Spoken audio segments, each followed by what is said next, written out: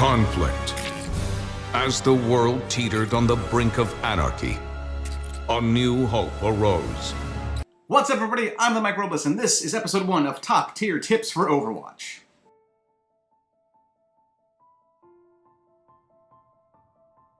Each episode of Top Tier Tips for Overwatch is going to help you get better at Overwatch. We're going to cover everything from basic strategies to more advanced strategies down the line. With Overwatch being such a big game and with so much information out there, I couldn't do this alone, so I brought in a very special guest to help me. Take it away, Zombie.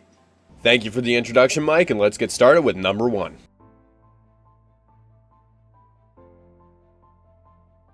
Welcome to Overwatch, where the objective is the priority and the kills don't matter. You earn points by doing your job and helping the team. If you want to be a lone wolf, that's fine. Go back to Call of Duty, because this game isn't for you. You must realize that if your team is struggling in overtime, that you have to throw yourself on the point to die so your team has enough time to respawn, get back to the point, and put up some more of a fight and maybe get the win. Play of the game and kills are fun to watch and interesting little awards to get, but they're nowhere near as important as capturing the objective and getting the win. You can get play of the game, you can get 10 million kills, but you could still lose. With so many different locations in Overwatch, it's very important that you know the maps. Make sure you know where all the med kits are in each map. That way, if you're short a healer or you can't get to one in time, you can at least pick up some extra health. Make sure you know the choke points. Every map has a designated, essentially, choke point where you can stop the opposing team in their tracks. Also, make sure you know the different areas. Each character can traverse each map differently. There are good spots for snipers, there are good spots for turrets, there are good spots for assault characters just to go in. So it's very important. Also, landmarks. Make sure that you communicate to your team what specific landmarks are. Saying things like, sniper up there, or hey, get that guy over there, isn't really going to help. So make sure that you have a good knowledge of each location and you know exactly what you're talking about and you're being crystal clear when you're communicating where the opposing team is.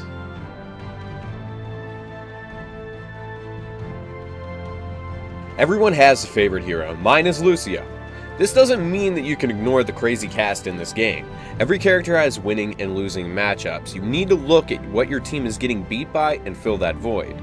Multiple games my team has struggled, and once I switched, it was a whole new life into the match and we were pushing the point and defending greatly. If your team has 2 snipers, which can be good, you must also realize that that's 2 less people that won't be on the objective as they have to view the fight from afar. So my advice is to pick a few heroes from each class so you're always prepared to make that necessary switch to get your team back into the game.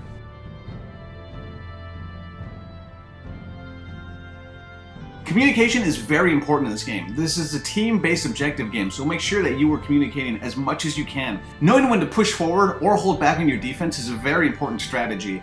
Knowing that if somebody's ultimate goes off, communicating whether or not that was your ultimate or the other team's can also be very, very helpful. Also, combining your ultimates is another way that works. If you've got an ultimate ready to go and somebody else is like, hey, I've got mine as well, talk to each other, make sure you guys know. Otherwise, you're just going to have a bunch of lone wolves working not together as a team, and it's not going to go very well for you guys.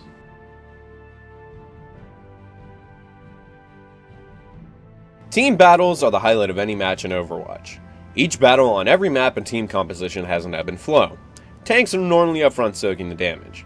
Behind them, you will find the assault, support, and defense classes attempting to pop shot and whittle down your team's health to push you off the point. When you see your opponent's team comp, you need to work with your team to find or even create chinks in their defense.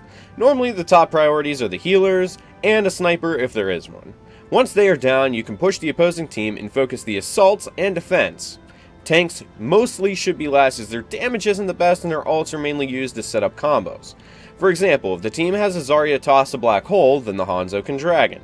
If you try to focus the Zarya, she can panic toss the black hole, allowing the Hanzo to get a free team Dragon kill. If you focus the Hanzo, you only have to worry about the black hole, which you can still defend from. So learning where to put your team's efforts can decide the outcome of a game, or if you get a checkpoint, or if you stop the other team from pushing.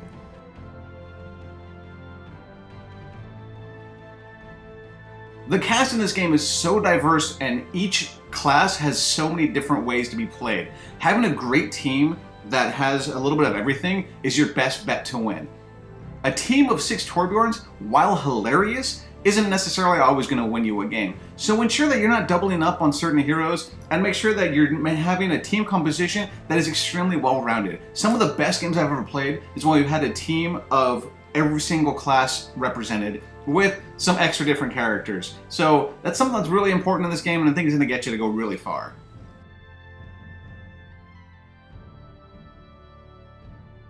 Hopefully, if you are losing a lot, these tips will help you and your team gain the knowledge to win. If you have any questions, you can follow me on Twitter at 8bh_zombie or watch me live on twitch.tv/OMGWTF Zombie Barbecue. And don't forget to subscribe to Mike's channel. He's going to be uploading a lot more Overwatch tips, character breakdowns, map analysis, matchup analysis. So stay tuned, we got more coming for you guys. Thanks again, Mike. Thanks for your help, Zombie.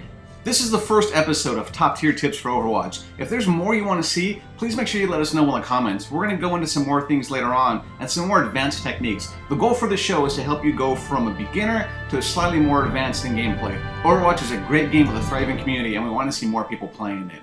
I'm TheMikeRobles, and I'll see you next time.